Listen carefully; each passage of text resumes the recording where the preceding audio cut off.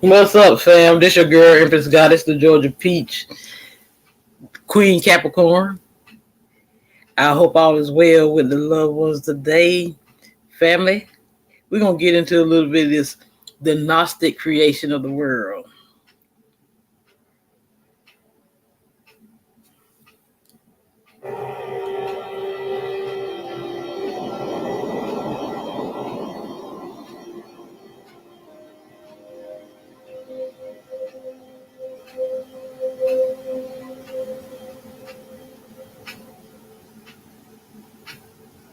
Since everyone, both the gods of the world and people, says that nothing existed before chaos, I shall prove they are all wrong because they do not know the origin of chaos or its root. Here is the proof.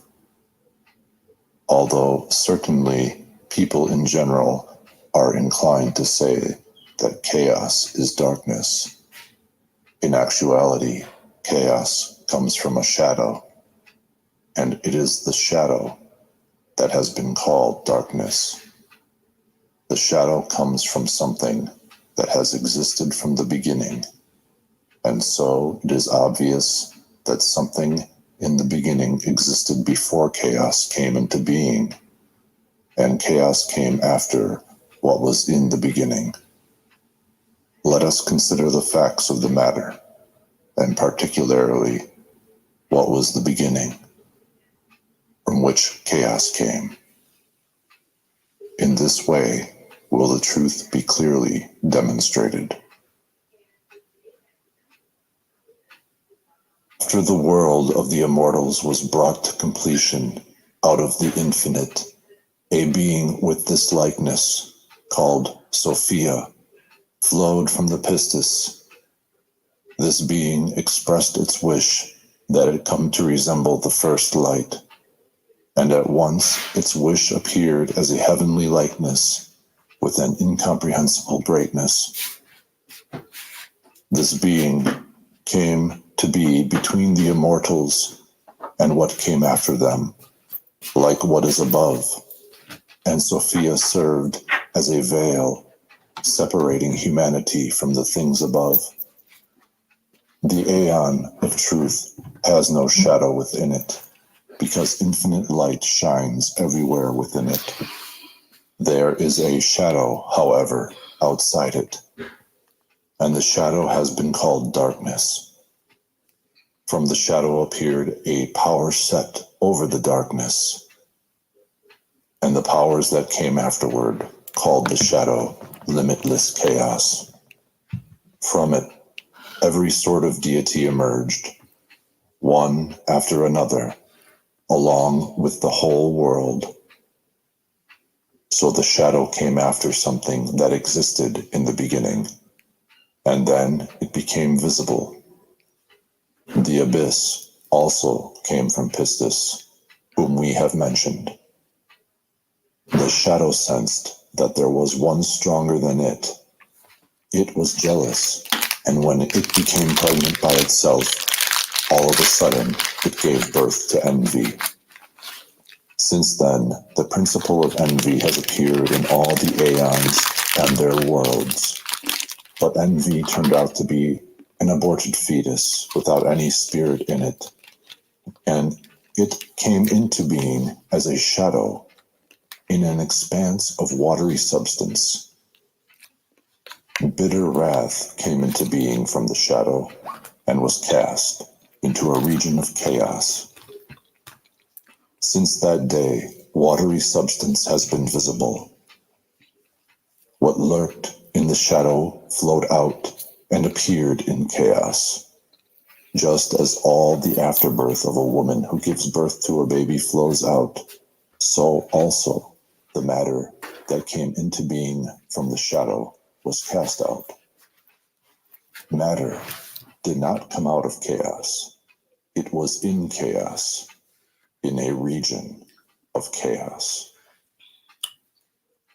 After these things happened, Pistis came and appeared over chaotic matter, which had been expelled like an aborted fetus, without any spirit in it.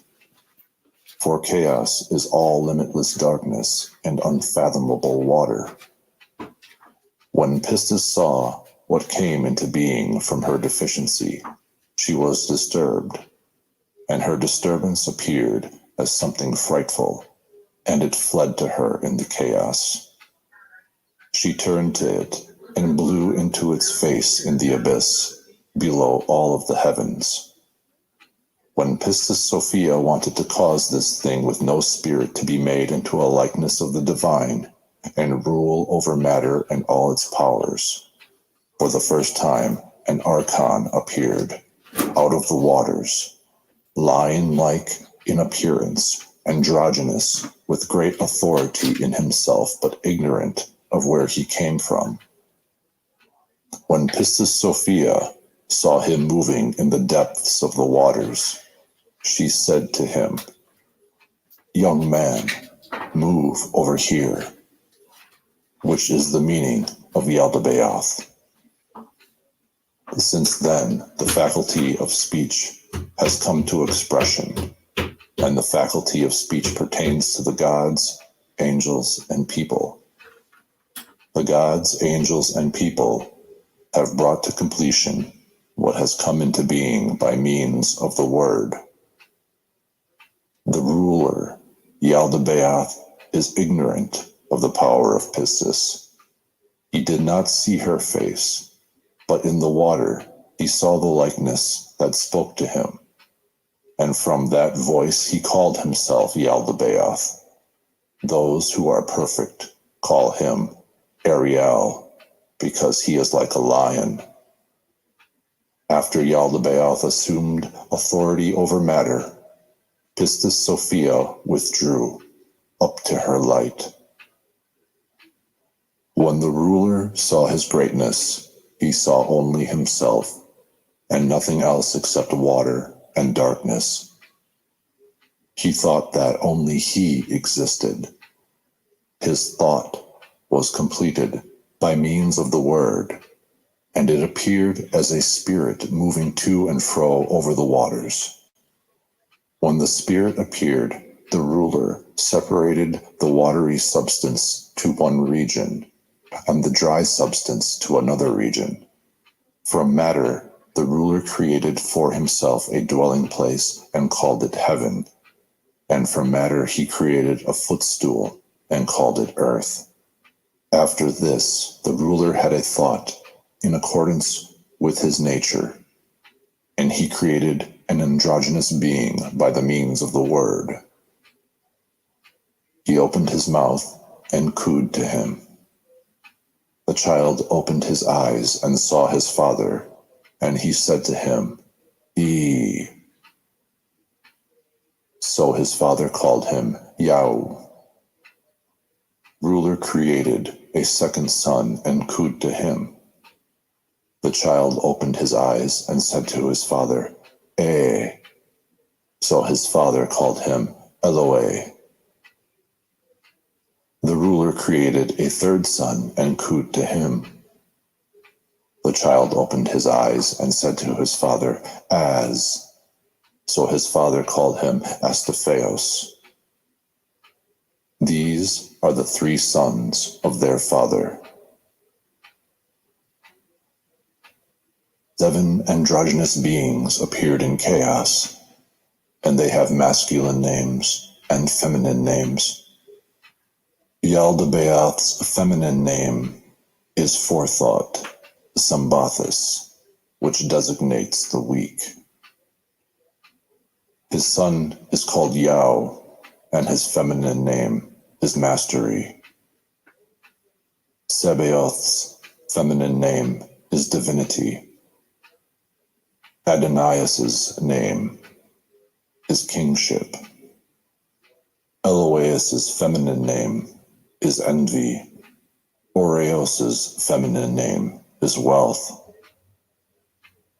Astaphaeus's feminine name is Sophia. These are the 7 powers of the 7 heavens of chaos. The powers were androgynous in accordance with the immortal pattern that existed before them and the will of the pistis, so that the likeness of what was from the beginning might have power to the end. You will find the function of the masculine names and powers in the archangelic book of Moses the prophet. The feminine names are in the first book of Norea. Since the chief creator, Yaldabaoth, had great authorities at his disposal, he created beautiful heavens by means of the word, as dwelling places for each of his sons. And in each heaven he created great glories, 7 times glorious. Each son had within his heaven thrones, mansions, temples, chariots, virgin spirits, and their glories, extending up to an invisible realm, as well as armies of divine, lordly, angelic, and archangelic powers, myriads without number, so they might serve. You will find a precise account of this in the first discourse of Aurea. Everything was completed in this way, up to the 6th heaven, the heaven of Sophia. This heaven and earth were disrupted by the troublemaker, who was beneath them all.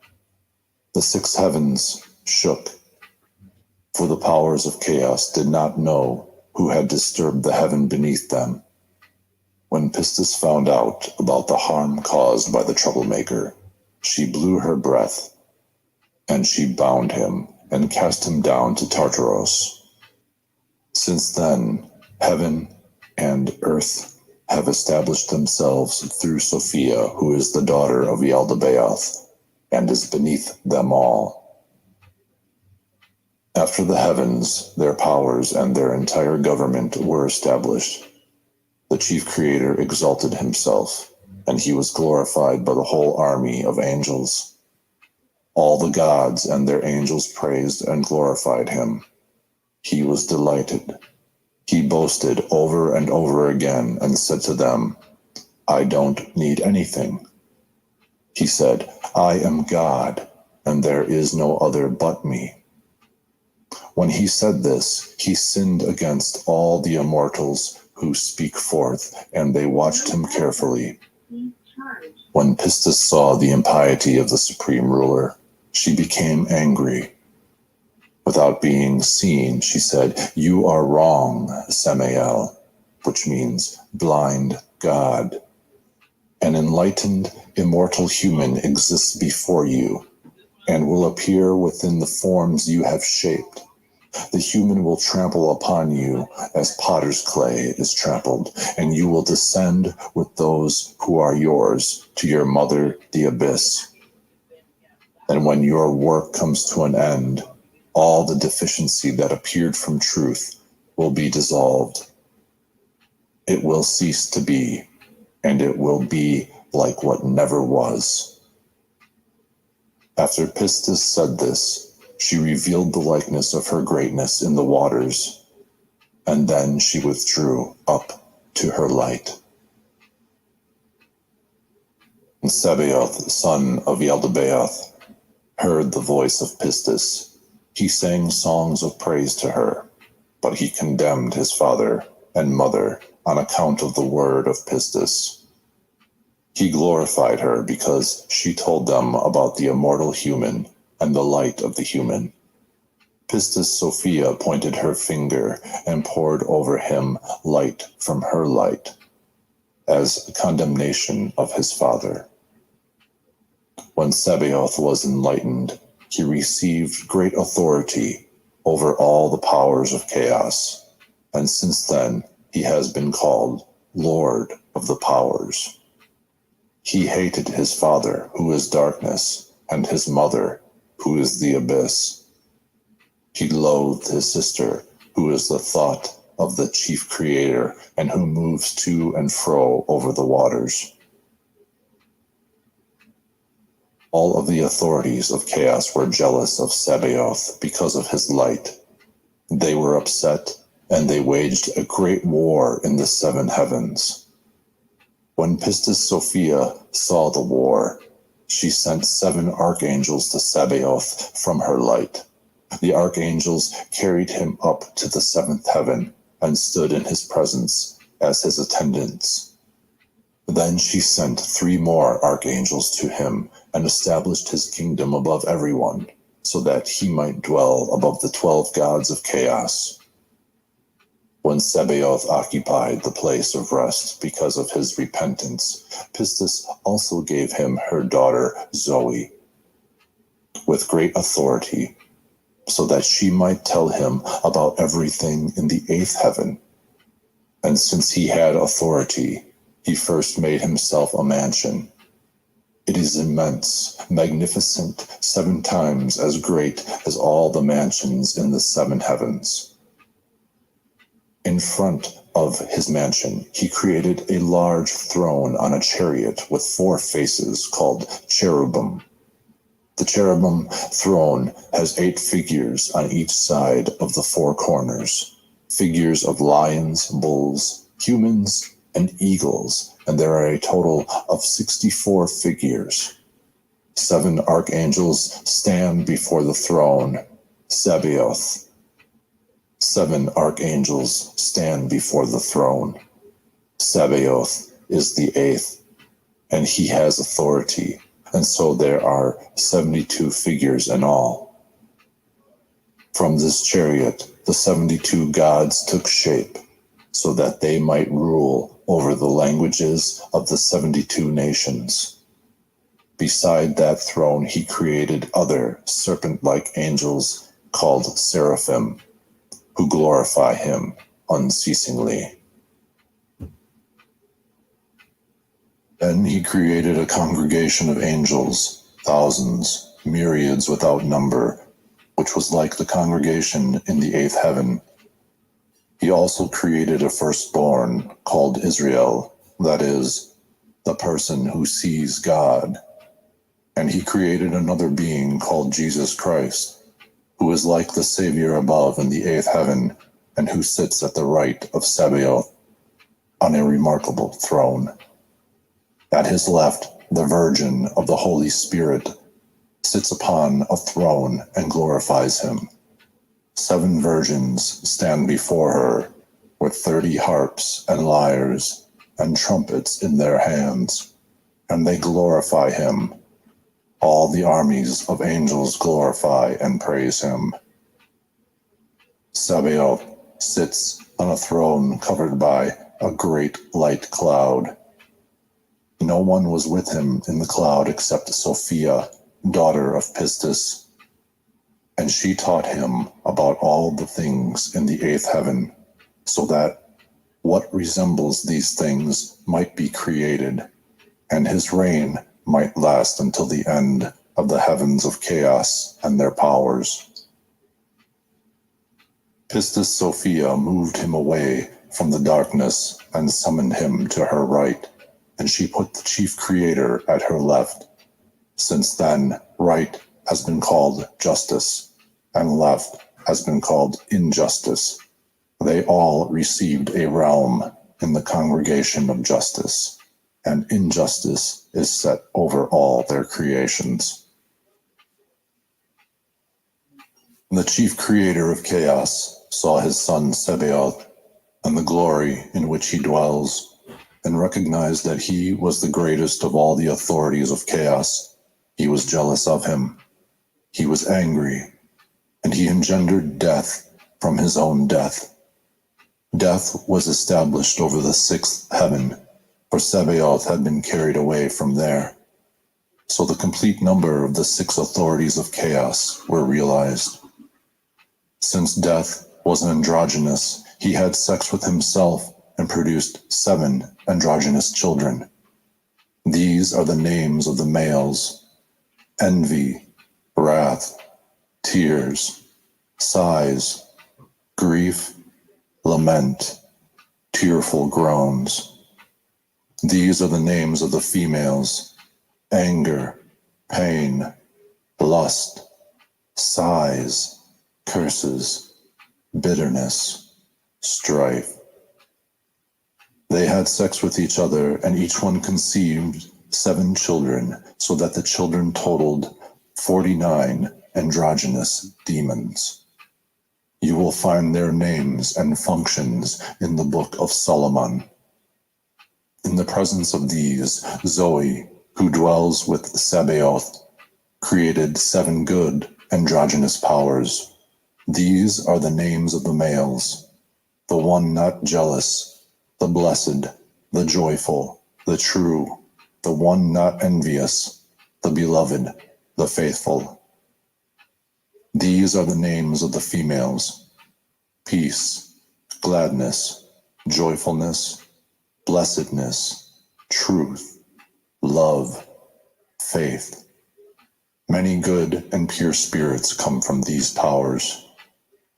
You will find their accomplishments and functions in the configuration of the fate of heaven beneath the 12. When the chief creator saw the reflection of Pistis in the waters, he was deeply distressed, especially when he heard her voice, which was like the first voice that called to him out of the waters. When he knew that she was the one who gave him his name, he groaned. He was ashamed because of his transgression. And when he knew for certain that an enlightened, immortal human existed before him, he was greatly disturbed, because earlier he had said to all the gods and their angels, "I am God. There is no other but me." For he feared that they might know another existed before him and condemn him. But the chief creator was a fool. He had contempt for condemnation and acted rashly, and he said, "If anything existed before me, let it appear so that we may see its light." And at once, look, light shone out of the 8th heaven above and passed through all the heavens of the earth. The chief creator saw that the light was beautiful as it shone forth. He was amazed and very much ashamed. The light appeared, and a human likeness was visible within it, and it was marvelous. No one saw it except the chief creator and Forethought, who was with him. But its light was visible to all the powers of the heavens, and so they all were disturbed by it. When Forethought saw this messenger of light, she fell in love with him, but he hated her because she was in darkness. She desired to mate with him, but she was not able. When she was unable to satisfy her desire, she poured out her light upon the earth. Since then, this messenger has been called Adam of Light, which means the enlightened person of blood. The earth upon which the light of Forethought spread was called Holy Adamus, which means the holy adamantine earth. From that time on, all the authorities have honored the blood of the Virgin, and the earth was purified because of the blood of the Virgin. Further, the water was purified by the reflection of Pistis Sophia, who had appeared to the chief creator in the waters. Rightly has it been said, "Through the waters," since the holy water gives life to all, it purifies all. Out of this first blood, Eros appeared. Eros is androgynous. His masculine side is Himeros, because he is fire from the light, and his feminine side is a soul of blood from the substance of Forethought. He is extremely handsome in appearance, and more attractive than all the creatures of chaos. When all the gods and their angels saw Eros, they fell in love with him. He appeared within them all and made them burn with desire. Just as many lamps are lit from a single lamp, and all the light is the same, but the light of the single lamp is not diminished, so also Eros was dispersed in all the creatures of chaos, but was not diminished. just as Eros appeared in the middle of light and darkness, and the sexual intercourse of Eros was accomplished in the middle of angels and people, so too the first sexual desire sprouted on the earth. Woman followed the earth. Marriage followed woman. Birth followed marriage. Decay followed birth. After Eros, a grapevine sprouted up from the blood that was shed upon the earth, and so those who drink of the fruit of the vine are filled with sexual desire. After the grapevine, a fig tree and a pomegranate tree sprouted up from the earth, along with the rest of the trees, of every kind, and the seed of the trees came from the semen of the authorities and their angels. Then justice created paradise. Paradise is beautiful, and is outside the circuit of the moon and the circuit of the sun, in the land of pleasure, which is in the east in the rocky region. Desire dwells in the middle of the beautiful, stately trees. The tree of life eternal, as it appeared by the will of God, is in the north of paradise, to give immortality to the souls of holy people, who will leave their poor, mottled bodies at the end of the age. The tree of life looks like the sun, and its branches are lovely. Its leaves are like the leaves of the cypress. Its fruit is like a cluster of white grapes, and its height reaches the sky. Next to it is the tree of knowledge, which is endowed with the power of God. It is glorious as the moon shining brightly, and its branches are lovely. Its leaves are like fig leaves, and its fruit is like a bunch of good, delicious dates. The tree of knowledge is in the north of paradise, to arouse the souls from demonic stupor, so that they might come to the tree of life, eat its fruit, and condemn the authorities and their angels. The impact of this tree is described in the Holy Book. You are the tree of knowledge, which is in paradise, from which the first man ate. You opened his mind, and he loved his female partner, and condemned other strange figures, and he loathed them. After this, the olive tree sprouted, and it was to purify kings and high priests of justice who were to come in the last days. The olive tree appeared through the light of the first Adam, for the sake of the oil of anointing that kings and high priests would receive. The first soul, Psyche, loved Eros, who was with her, and she poured her blood upon him and upon the earth.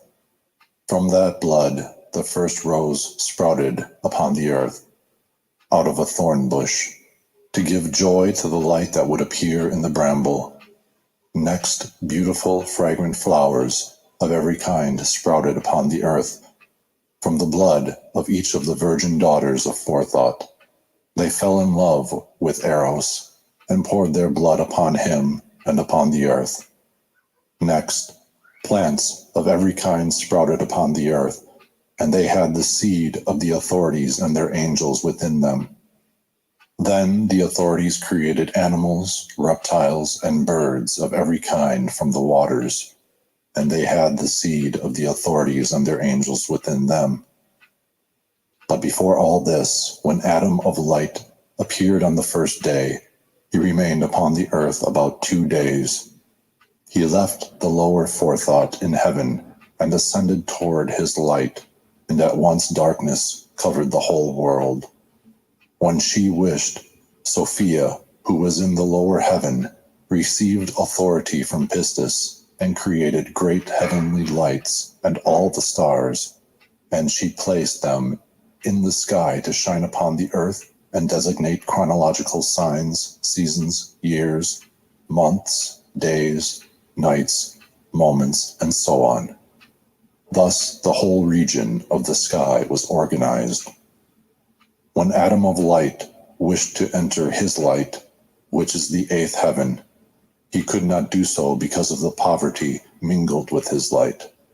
So he created a great aeon for himself, and in that eternal realm he created 6 more realms and their worlds, which are 6 in number, and 7 times better than the heavens of chaos and their worlds.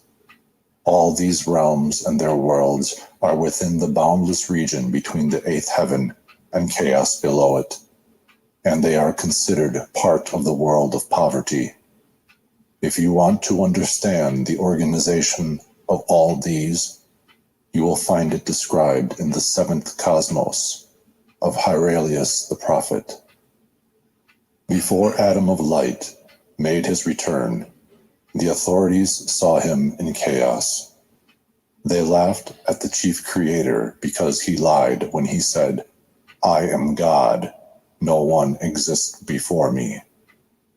When they came to the chief creator, they said, "Is this being not the God who ruined our work?" He answered and said, "Yes. If you do not want him to be able to ruin our work, come, let's create a human being out of earth in the image of our body, and with a likeness to this being, to serve us, so that when this being sees his likeness, he may fall in love with it. Then he will no longer ruin our work, and we shall make the children of the light our slaves for this entire age." All this happened in accordance with the Pistis' forethought, so that humanity might appear in this likeness and condemn the authorities because of their modeled bodies. For their modeled bodies contained the light. The authorities received knowledge they needed to create humanity. Sophia Zoe, who is with Sabaoth, anticipated them. She laughed at their decision because they are blind, and they created humanity in ignorance and against their own interests. They did not know what they were doing. So she anticipated them. She created her own human being first, so that he might tell the modeled bodies of the authorities how to despise them and how to escape them. The birth of the instructor happened like this. When Sophia let a drop of light fall, it landed on the water, and at once there appeared an androgynous human being. Sophia first made the drop into the form of a female body, and then she took the body and gave it shape like the mother who had appeared. She finished it in 12 months. An androgynous human being was born, whom the Greeks called Hermaphrodite. The Hebrews call the child's mother Eve of life, which means the female instructor of life, and the child born to her is Lord. Later, the authorities called the child the beast, so that it might lead their modeled bodies astray. The meaning of the beast is the instructor, for it turned out to be the wisest of all creatures. Eve is the first virgin, and she gave birth to her first child without a man. She was her own physician. For this reason, she is said to have declared, "I am part of my mother, and I am the mother. I am the wife. I am the virgin.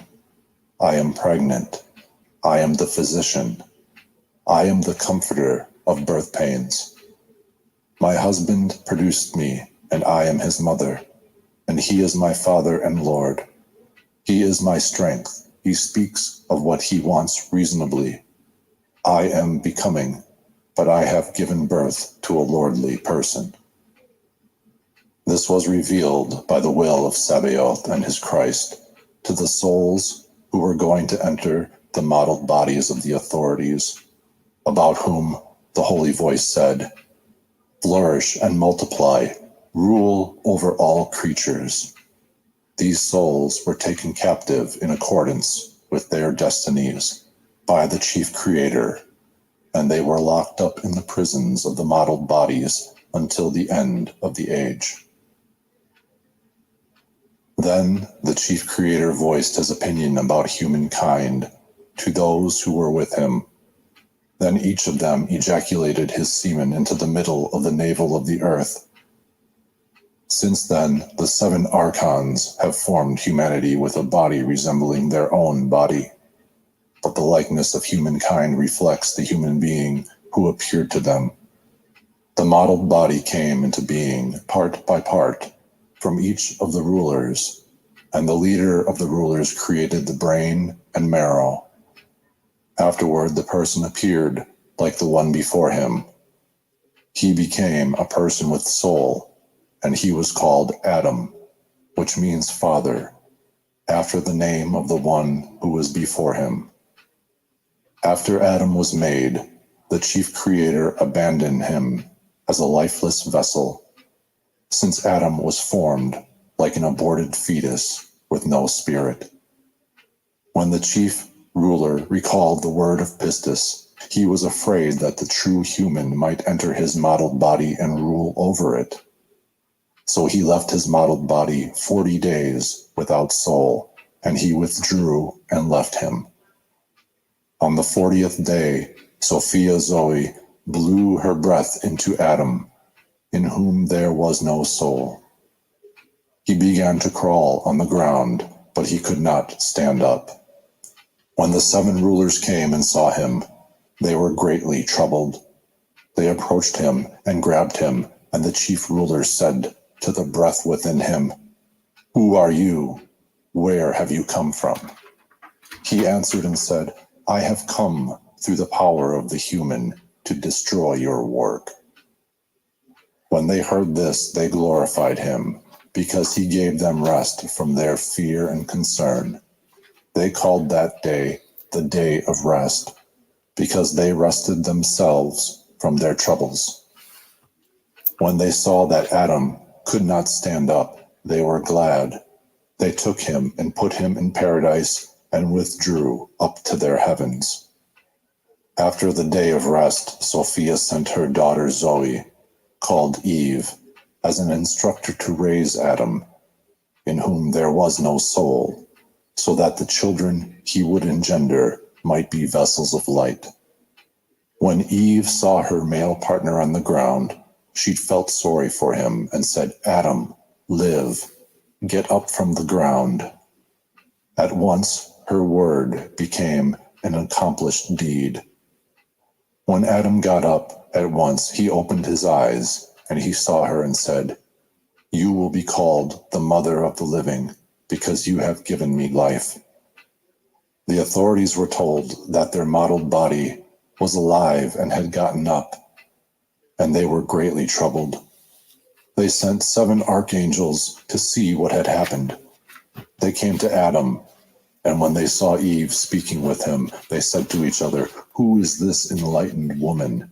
She looks like what appeared to us in the light.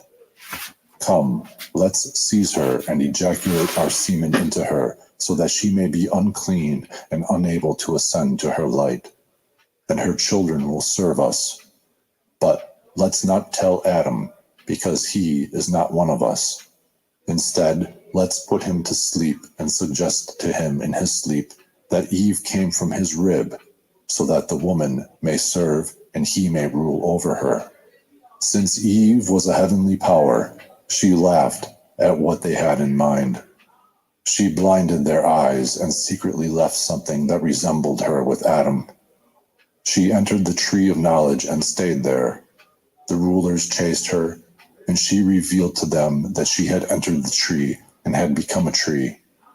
The blind powers fell into great fear and ran away. Later, when they recovered their sight, they came to Adam. They saw a female like that woman with him, and they were troubled and thought this was the true Eve. They acted rashly. They came to her, seized her, and ejaculated their semen upon her. The powers acted wickedly. They defiled her in ways natural and obscene. First, they defiled the seal of her voice, which had said to them, "What exists before you?" In this way, they meant also to defile those who say that they were born at the end of the age, through the word, through the true human. The authorities and their angels erred. They did not know they defiled their own body and likeness in all these ways. She first became pregnant with Abel from the first ruler, and then she gave birth to her other children from the 7 authorities and their angels.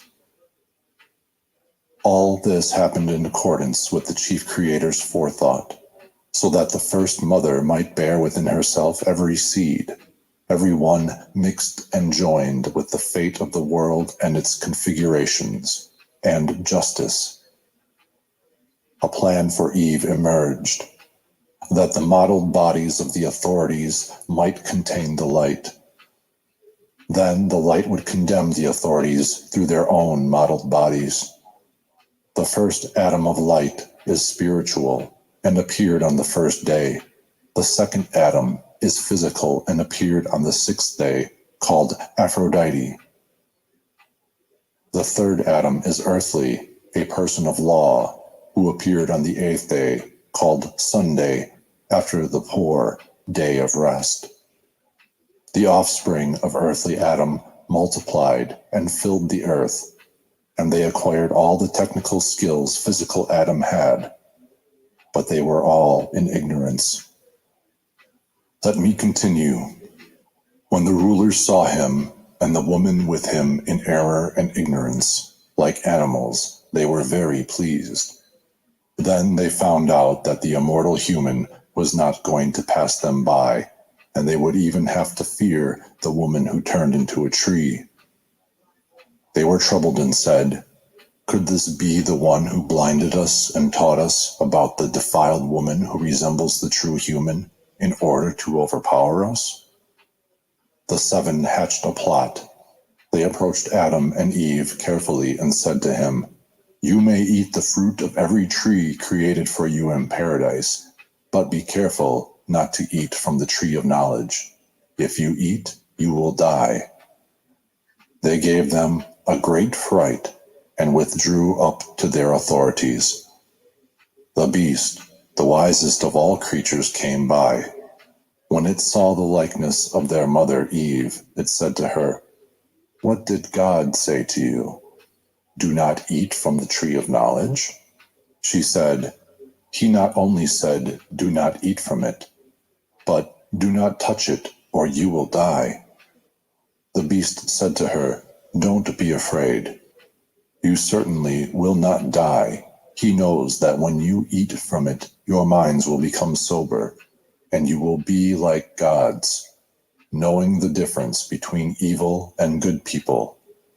He said this to you because he is jealous, so that you would not eat from it." Eve believed the words of the instructor. She looked at the tree and saw it was beautiful and appealing, and she liked it.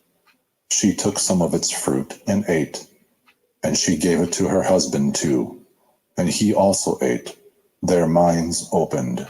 When they had eaten, the light of knowledge shone on them. When they clothed themselves with shame, they knew they were stripped of knowledge. When they became sober, they saw they were naked, and they fell in love. When they saw their makers looked like beasts, they loathed them. They understood a great deal. When the rulers realized that Adam and Eve had broken their commandment, they entered a paradise and came to Adam and Eve with an earthquake and a great threat in order to see what happened as a result of the help that was given. Adam and Eve were very much disturbed, and they hid in the trees in paradise. The rulers did not know where they were, and they said, "Adam, where are you?" He said, "I'm here. I was ashamed and hid because I was afraid of you." They said to him ignorantly, "Who told you about the shame with which you clothed yourselves, unless you ate from the tree?" He said, "The woman you gave it to me, and I ate." They said to the woman, "What have you done?" She answered and said, "The instructor urged me to eat it, and I ate." The rulers approached the instructor. Their eyes were blinded by it, and they could not do anything to it. They were powerless, and they cursed it. Then they came to the woman, and they cursed her and her children. After the woman, they cursed Adam and the earth, and the fruit because of him. Everything they created, they cursed. There is no blessing from them. Good cannot come from evil. Since then, the authorities have known for certain that there is something stronger than they. They simply recognized that their commandment was broken. Great envy came into the world just because of the immortal human. When the rulers saw that their Adam had acquired different knowledge, they wanted to test him. They gathered all the domestic animals, wild beasts of the earth, and the birds of the sky, and brought them to Adam to see what he would call them. When he saw them, he gave names to the creatures of the rulers. The rulers were troubled that Adam had recovered from all his anguish. They gathered together and made a plan and said, "Look, Adam has become like one of us, and he knows the difference between light and darkness.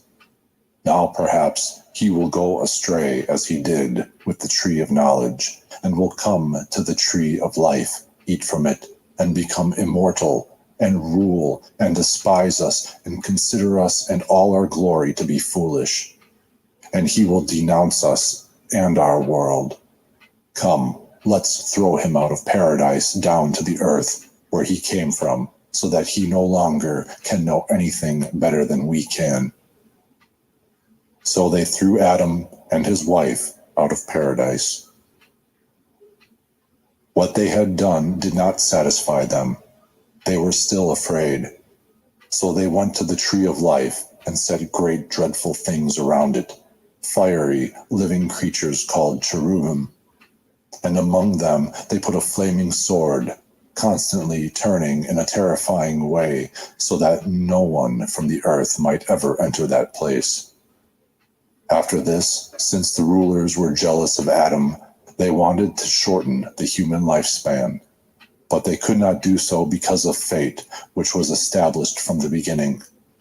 To each human being there was assigned a lifespan of 1,000 years, according to the circuit of the heavenly luminaries.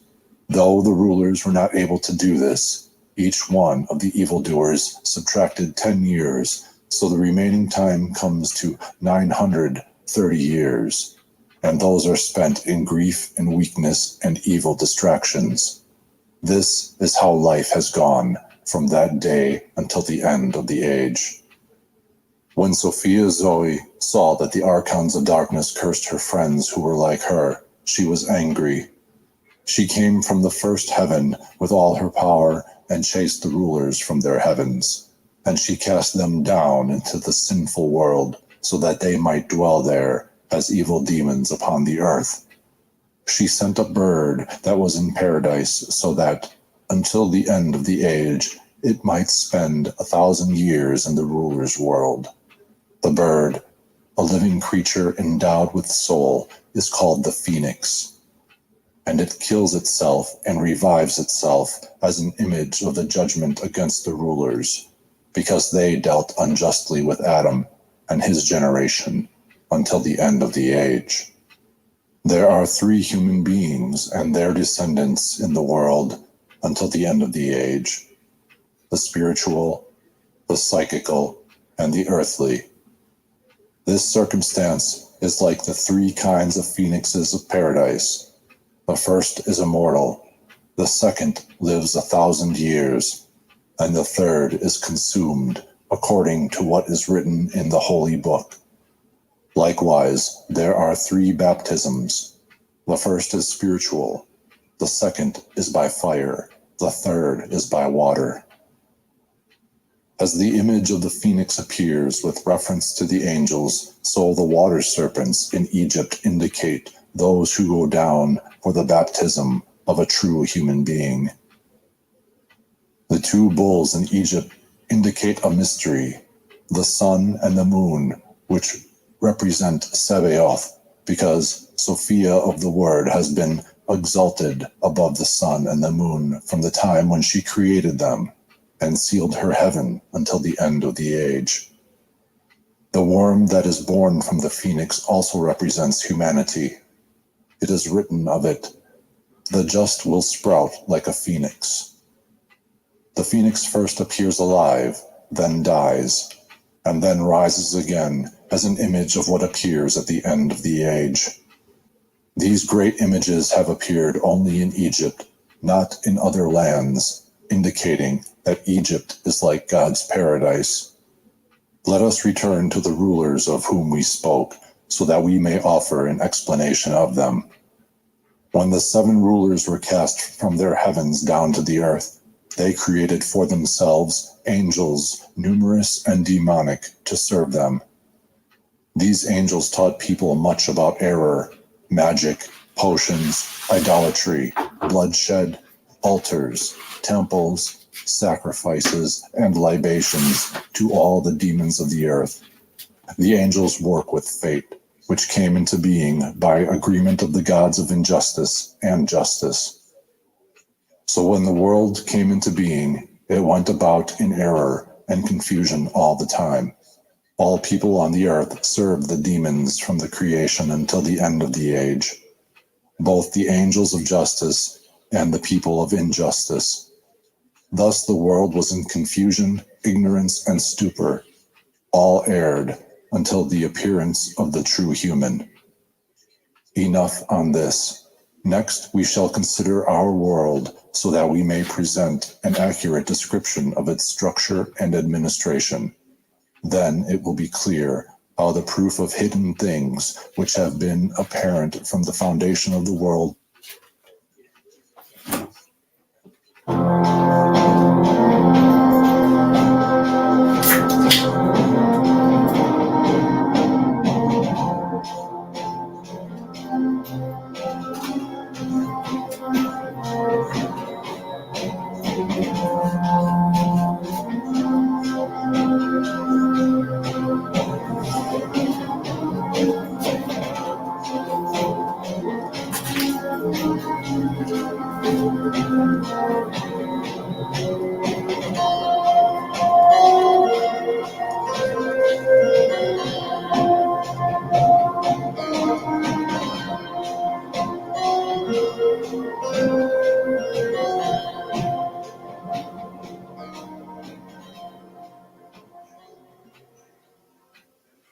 The Book of Earths, written by Edna Kenton, narrated by Matthew Schmitz. 1. Man's Quest in Space.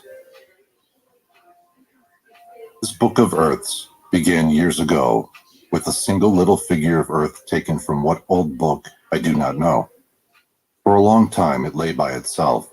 Then another, came upon by chance, was laid beside it, and still others as I happened on them, always by chance. Old odd maps joined the casual collection, maps of the earth, the moon, the heavens. It was never a collection in the usual sense of the word, because it was so casual, but such as it was the origin of this book.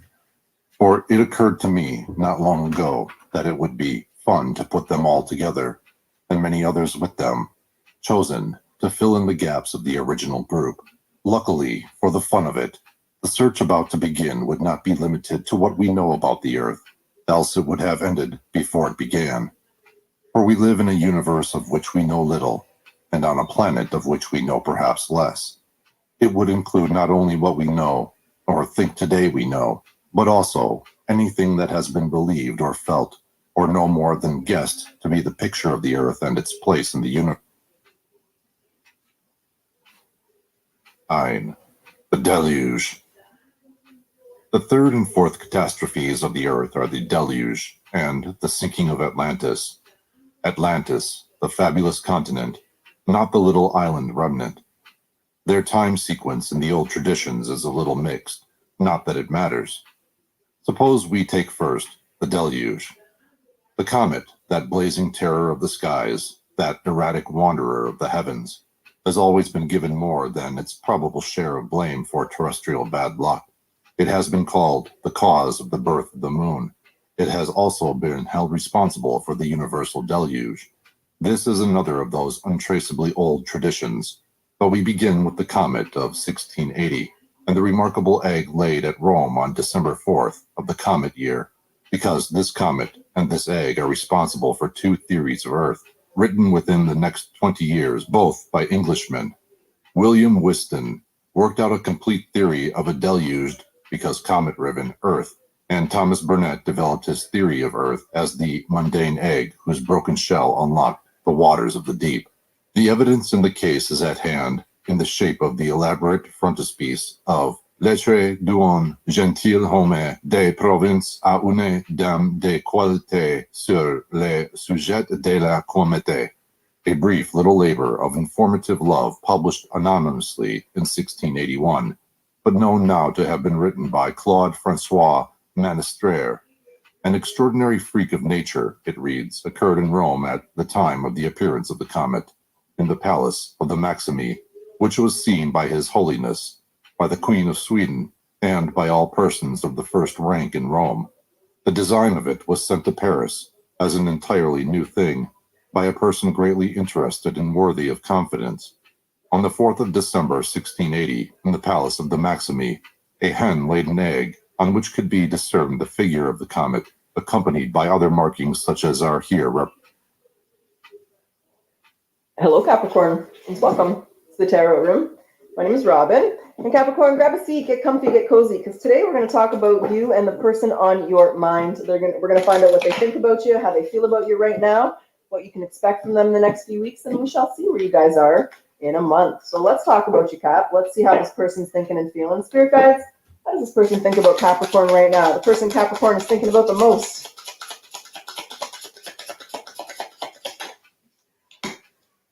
Wedding rings. So union, wedding, married, soul connection, eternal love, everlasting promise. So this person's thinking long term with you. They want your heart forever here. Let's see what's going on. What do you want to say? What do you want to say? And for those of you who are Capricorn sun, happy birthday. Hope you guys are having a wonderful birthday season. My way of saying happy birthday to you and thanking you for your supporting on my channel is to give away free happy birthday readings. So for the course of your season, if you want to enter, just like, comment, subscribe, get your birthday down below, get yourself entered. I will be responding to the winners throughout the month, throughout your season. You'll be asked to send an email to thetarrotroom@hotmail.com. So if someone replies and tells you to go somewhere else, it is not me. Ignore them and report them. Let's talk about you. So we have the 8 of Wands in reverse. We have the 6 of Cups in reverse. We have the Queen of Swords in reverse. We have the 7 of Swords in reverse. The Sun in reverse. The Hanged Man. Judgment, there's your second, and the Page of Cups in reverse. Wow. And Lovers, Capricorn. Your person definitely wants a second chance here. Judgment is my sincere apology card. So let's see if it's an apology or if it's just a second chance or what's going on here. The 8 of Wands with the 6 of Cups in reverse. Your person's feeling blocked, especially with that Queen of Swords. What's going on here? What is this blockage? What is going on? What is this person feeling? What is the 6 of Cups in reverse? 8 of Wands. What do you want to say?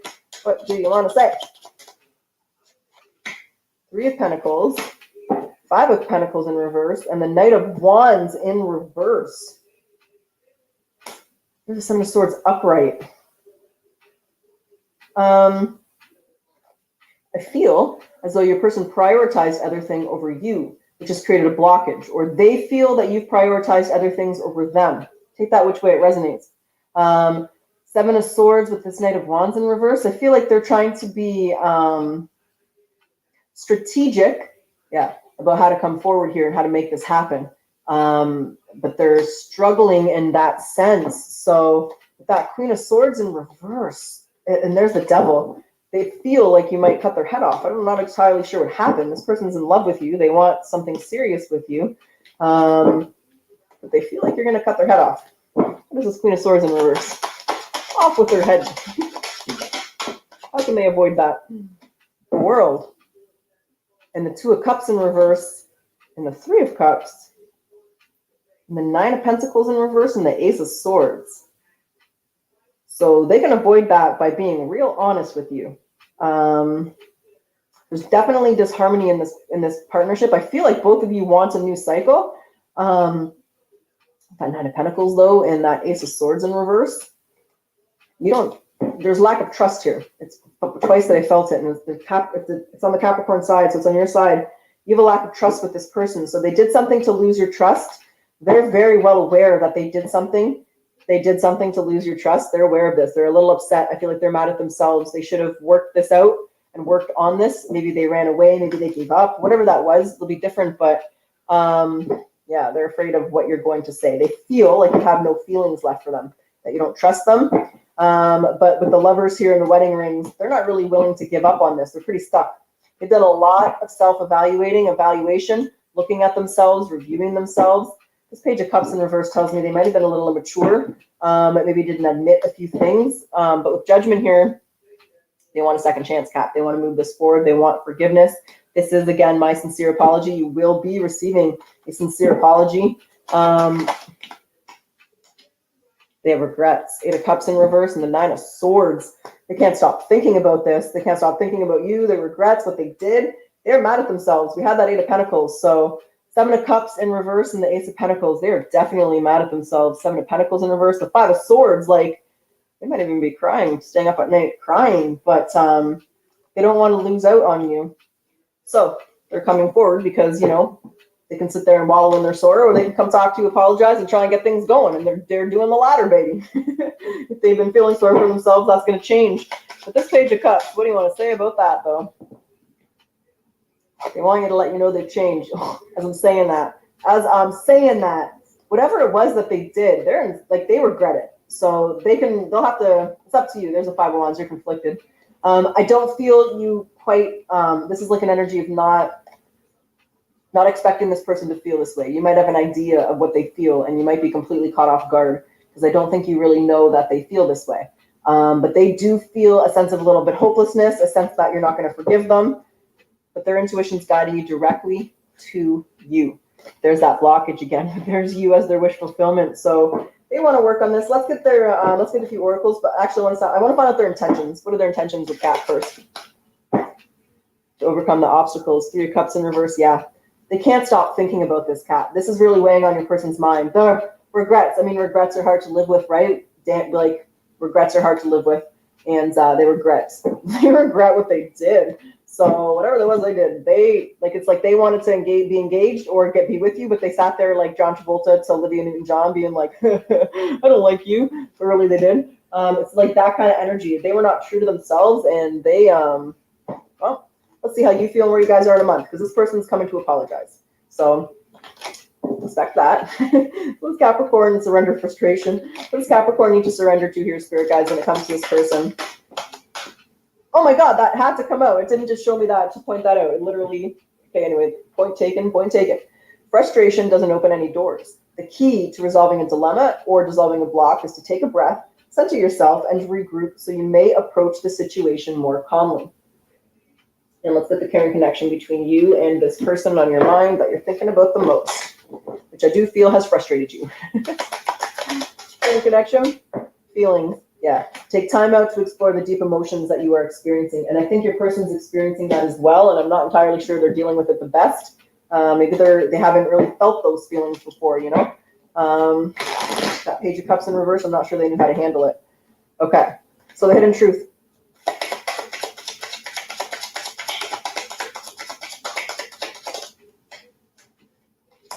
You speak to me through music. Yeah. All right, music has a tendency to do that. Let's get your potential outcome, Cap. So when I say potential, there is always free will. You're going to make the choices you're going to make, and so is this person. And when I say outcome, there's a King of Cups. So when I say outcome, where are you and this person in a month? How does this conversation go? How do you feel? Do you accept their apology? Do you just say, no way, Jose? What do you got? What you got? Where's Capricorn, this person? So the Star in reverse. Okay, the Five of Swords.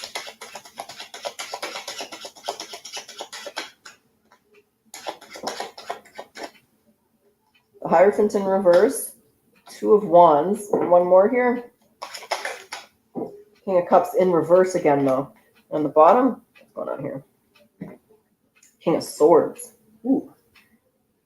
And the Knight of Swords in reverse. Okay, so like I said, when this person comes and talks to you, they might even they're going to get really emotional and just keep being drawn to Isis crying. Like so they're going to get emotional when they come and talk to you. They're going to just, like I said, when people have regrets, they can really pent up inside, and this person has some major regrets here, Kat.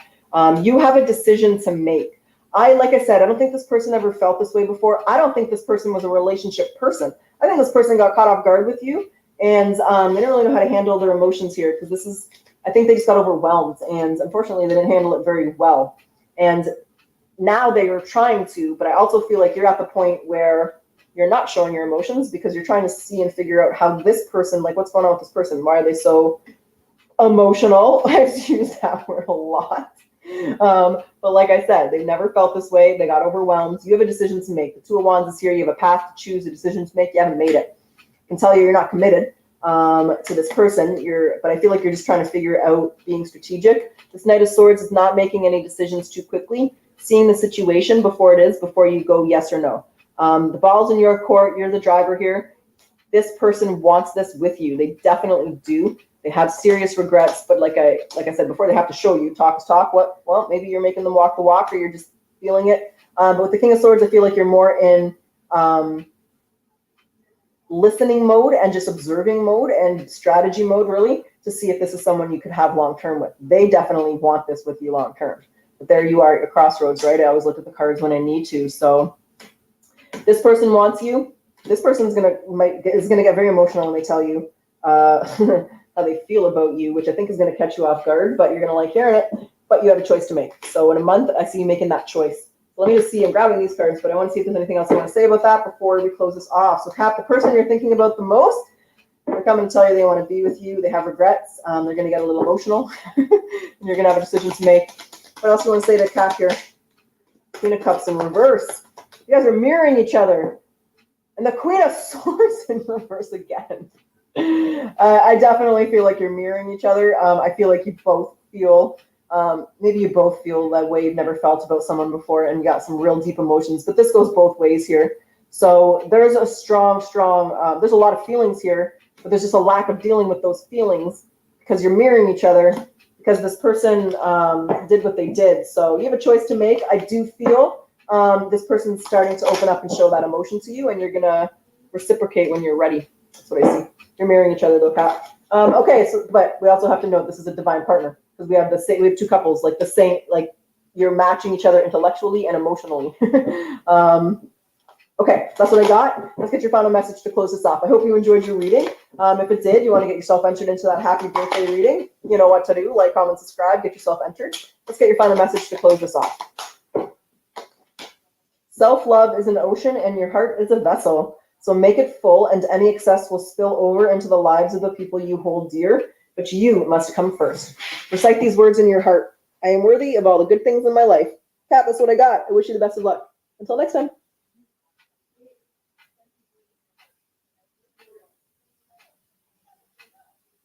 Hello, and welcome to the Tarot Room.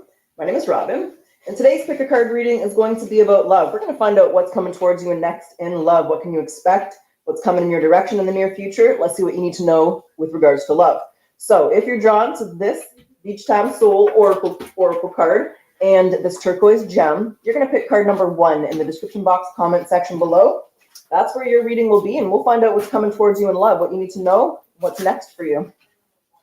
If you're drawn to the Romance Oracles, the classic one, I think every tarot reader owns this, and this white gem, you're going to pick pile number 2. That's where you're going to find out what's next in love and what you can expect in the near future.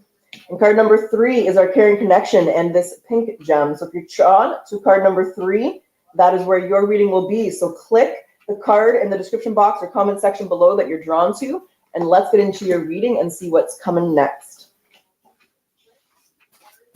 Pile 1. If you're drawn to the turquoise gem and the Beach Time Soul, let's find out what's coming towards you in love. What's next here for you? A karmic relationship. So triggers, turmoils, resentments, letting go, and loving yourself. So let's see what this is all about. It sounds like someone who's here, who's going to teach you lessons. Could be someone from the past returning. Could be somebody new that you need to reject through because they're not good enough for you. Let's find out here. I just saw the star in reverse, which would indicate that the person's not fully healed.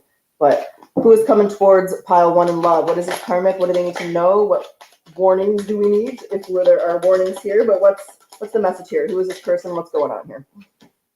So the 2 of Pentacles in reverse. Ooh, the Chariot in reverse. The 6 of Wands. The 5 of Swords in reverse. So then we have the 10 of Cups, the 7 of Pentacles in reverse, Strength, and the 8 of Wands. And on the bottom of the deck here, pile 1, we have the Moon in reverse. There's definitely fears and confusion surrounding a current situation. So in the recent past, we have the 2 of Pentacles and the Chariot. So I believe you've just released this karmic relationship. So this is what you're going through at the moment, is leaving that behind. It can be challenging. It can be difficult. I just want to get my clarifiers. Sorry about that, Pawan. Got my clarifiers.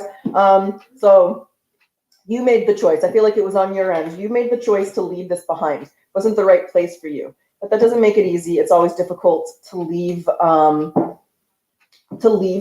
partnership. Clearly, it's never easy. But with the 6 of Wands here, I feel like you have successfully healed from this. You successfully moved forward. You have successfully put that to bed, so to speak, laid that to rest. With the 5 of Swords here and the 6 of Wands, this is meaning you're at peace with that situation. You learned your lessons from this karmic relationship, from this past person. You don't need to revisit them and learn them again, right? Been there, done that, not going back. And you're moving forward, baby. So you're going to seek your happiness. You're not going to seek your karmic. You want your soulmate. So sometimes when we're in those karmic relationships, I'm not a big fan of the word karmic. I like the word lessons. They're just lessons for us. And sometimes we ignore the red flags and we ignore intuition, or we think that we can adapt and accept certain qualities about people. And some of them are just deal breakers, and we just have to remind ourselves to always pay attention to those, because the longer we spend with the wrong person, the longer it takes us to get to the right person for ourselves, right? So we should never be afraid to admit if somebody's not the right person for us. It's never a waste of time. That's what I feel like you're learning right now. It's never a waste of time. It's just lessons. Those are great memories. Like, I know it wasn't Rod Stewart, but I grew up with my mom listening to Rod Stewart. So like Rod Stewart said, it's better to have loved and lost than never to have loved at all. But once you realize that I just feel like you stay a little bit longer. I don't know why I'm saying that, but that's what I'm feeling. With this Strength and this Moon in reverse, it's telling me there's some fears, potentially fear of the unknown, fear if you'll find somebody suitable for you, fears of doing this on your own. Whatever your fears are, they're going to be different. But this is about taming those fears and taming that beast within. So our fears, our insecurities, our doubts, that's that represented as the lion here, right? The beast, Satan, devil, whatever you want to call it, it is all the same thing. It is this lion. And it's about being in control of those and understanding it's natural to have doubts, insecurities, and fears. Everybody has them. But it's our job to transmute them and work through them. Don't let us stop us from loving again, or don't let us stop us from moving forward, or keep us stuck in any kind of position. And you're not doing that, which is beautiful. You may have in the past, but now, yeah, you're beautifully optimistic about looking for that right person, something traditional, something real, something long-term. And you're moving through that. There's the Eight of Wands. Let's find out if these are messages. Let's find out if it's just forward movement. Clarify the Eight of Wands here for pile 1.